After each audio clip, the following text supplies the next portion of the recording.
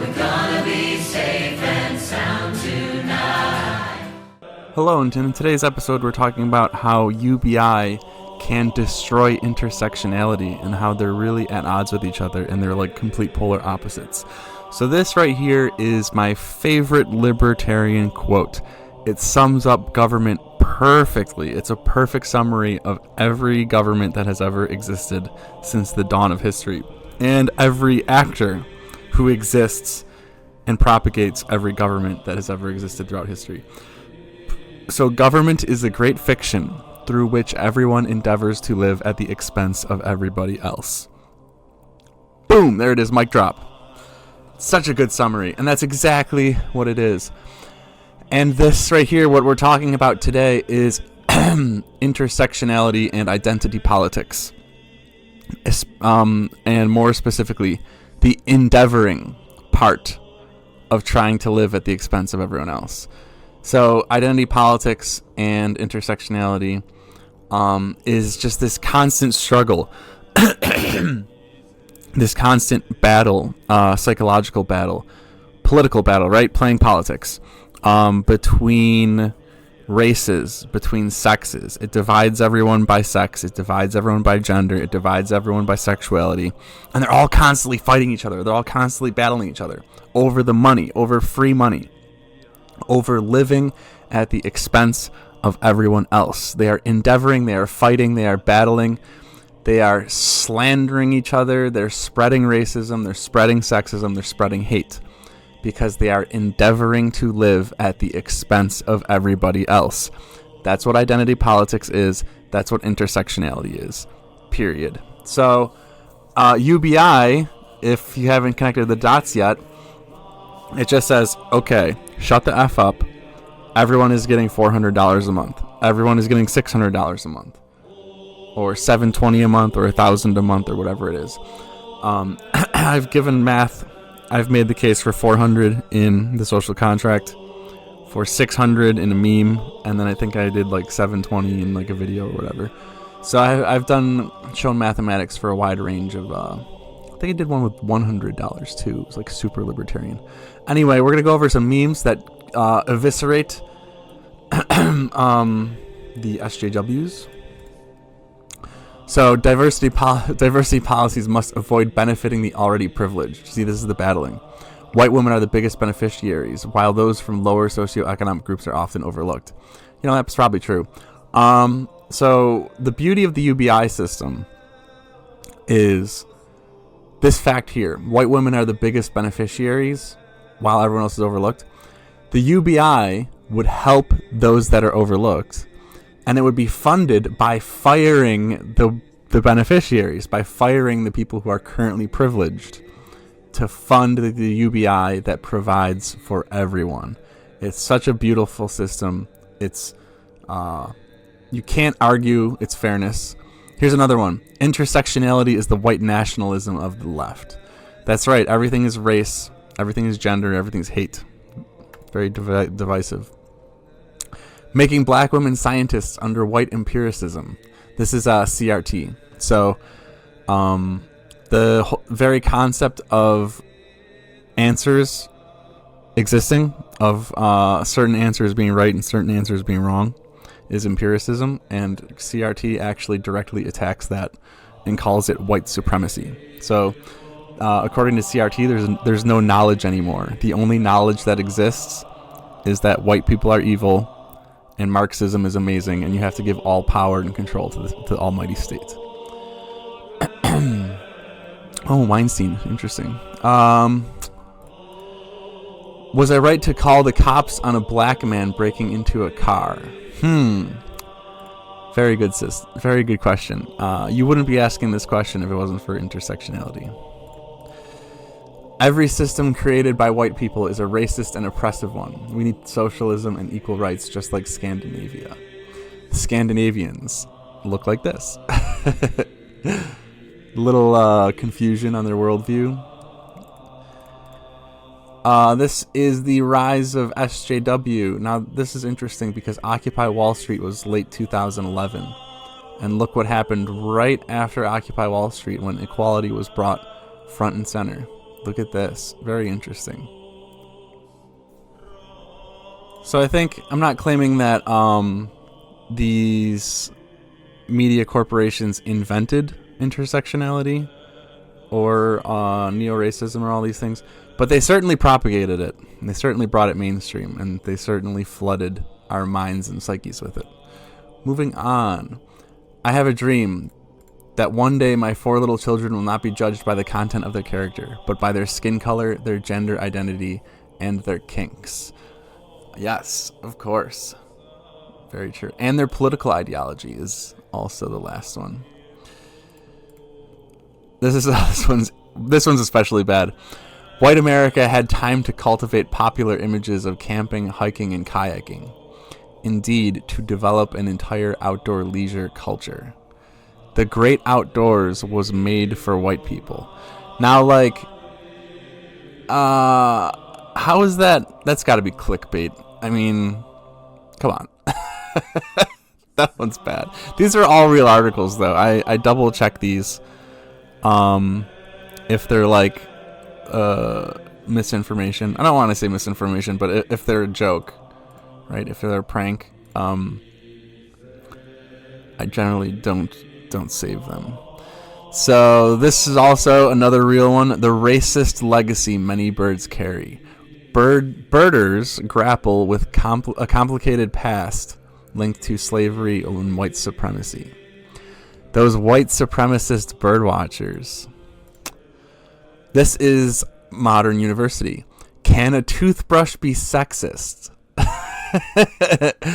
I don't know. Why am I paying $9,000 for this? It's like someone's Snapchat. That is like a depressing moment of clarity for that person.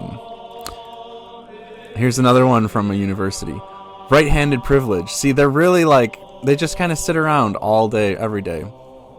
And they try to dream up ways of how they're oppressed and how they're victims.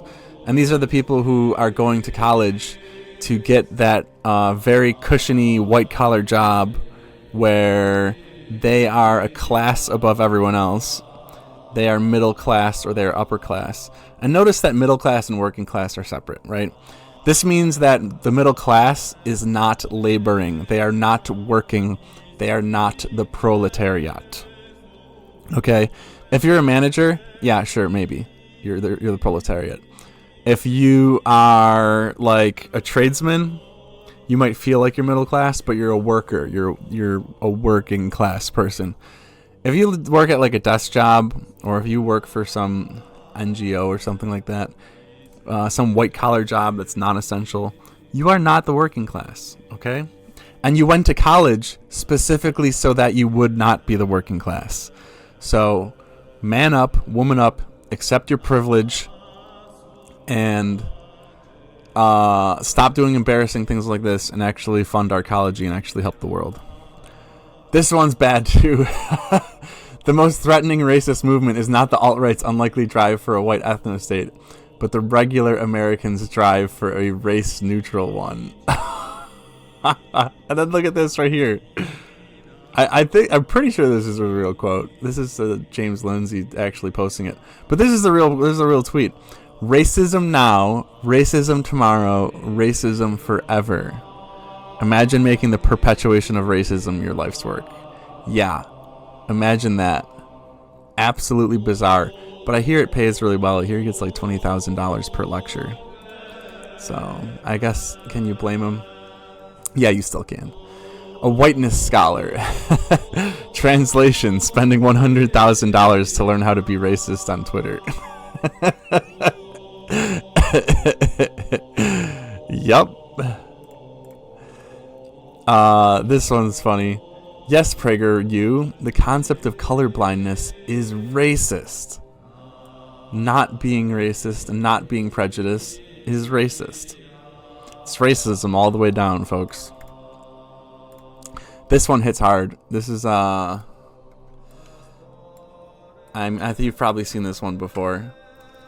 Like, it's sad too, using little girls. It makes it hit harder. It makes the truth hit harder.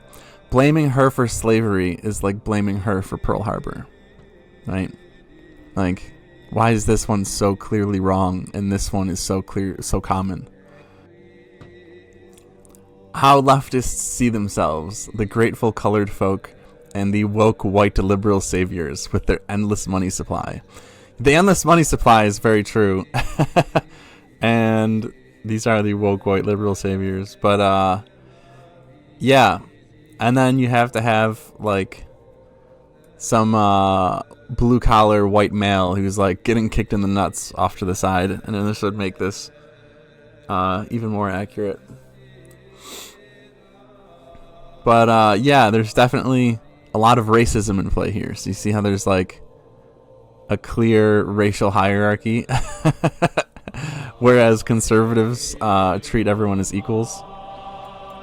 So last but not least here, we're going to have this very unscientific chart explaining why UBI is fully necessary. All those SJW memes were really just to laugh at the whole concept of intersectionality and neo-racism, and to show you just how ridiculous it is and just how harmful it is. I mean, if you go on MSNBC every day and listen to Joy Reid, I think Rachel Maddow is pretty bad too, but like Joy Reid and Rachel Maddow, like every day it's just like white supremacy, racism, white supremacy. And it's like, if you pollute your mind with that shit, oh my God. And then your mind is polluted with that propaganda, and you are in this world of endeavoring to live at the expense of everybody else, and you get hyper combative, you get hyper aggressive, you feel like it's a life or death situation. Identity politics becomes a life or death, never ending battle between all of the genders and all of the races. And you just, when you're in that mindset every day and you double down, it gets more intense. It gets more intense. It gets more intense. It gets more aggressive.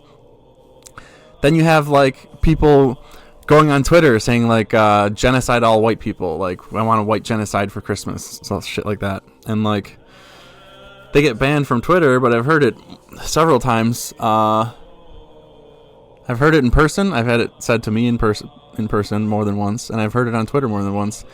And one of the leaders of Black Lives Matter said that BLM is gladly going to enslave all white people, or like the black race is going to gladly enslave the white race. And this is really the end game of identity politics. That's where identity politics ends up. It ends up in especially this neoliberal, the neoliberalism, the inflation, the spiraling housing prices, the increasing poverty of the working class forces people to endeavor to live at the expense of everyone else. And how do they do that? They claim victimization for their sex. They claim victimization for their race. They spread racism against white men. They spread racism against white women, and Asian people and all this other stuff, so that their pie is larger. Their piece of the pie is larger on a relative basis. And UBI solves all of this. Housing is so bad, honestly. The housing market is so fucking bad right now that the UBI alone won't be enough. We need to construct the housing on top of the UBI. We need to construct the housing at the same time as the UBI. But even like a $300, $400, $500 UBI would make such a huge difference in the world, because it gives people options. It gives poorer people options. It gives everyone options. Now you have three friends, right?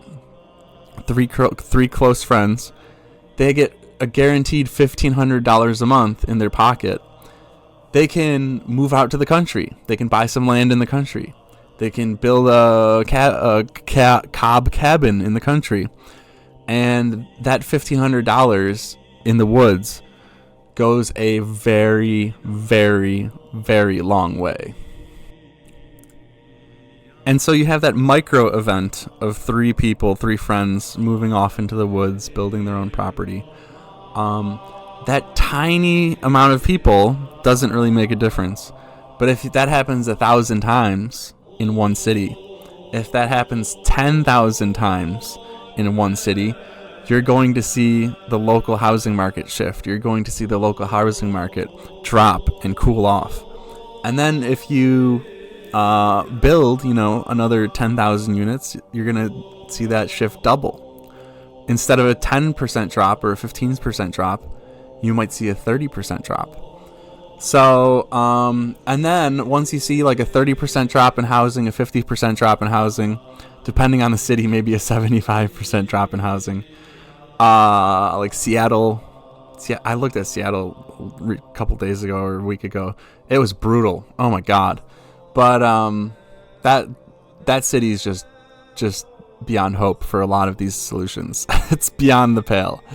But for most places, for most of the country, a $500 UBI would solve the intersectionality madness, solve the gender war madness, solve the poverty of the working class, most of the poverty of the working class. It would give people options. It would give people freedom. It would alleviate so much stress in this country. It would alleviate so much political stress in this country. There would be celebrations in the street. I'd hope so. I really hope so. And if you're looking for an economic basis for a $500 UBI, just look at this crappy chart. This is probably from, let's say, the year 1600 over here. This would be like the start of the Industrial Revolution, right? Over here. Didn't really label it, but whatever. The population, this hits like 1900, something like that. 1800 or 1850. This is like the start of trains and the start of farming mechanization. And then we have electricity. It just keeps going. We have trucking. It just keeps going. More and more improved manufacturing facilities. Computers are a huge one.